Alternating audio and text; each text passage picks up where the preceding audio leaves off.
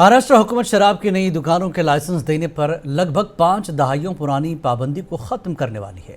ये पाबंदी 1974 से नाफिज थी। रिपोर्ट के मुताबिक रियासत अपनी एक्साइज पॉलिसी में एक बड़ी तब्दीली के हिस्से के तौर पर 328 नए वाइन शॉप लाइसेंस जारी करने का इरादा रखती है, जिसका मकसद रियासत की आमदनी को बढ़ाना है। अपोजिशन महाविकास ने इसकी फैसले के खिलाफ एहतजाज किया है।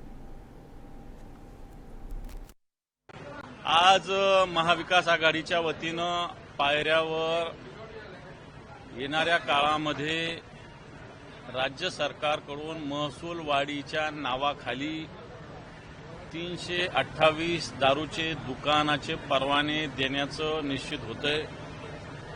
वेगवेगळ्या महसूल आयुक्तालयाच्या माध्यमातून आणि खरं सांगायचं तर महाविकास आघाडीच्या आमदारांनाच हे दारूचे दुकान वाटायचे आहे, अशा प्रकारची सर्व त्या डिपार्टमेंटमध्ये महायुतीच्या आमदारांनाच हे दारूचे दुकान वाटायचे आहे, अशा पद्धतीनं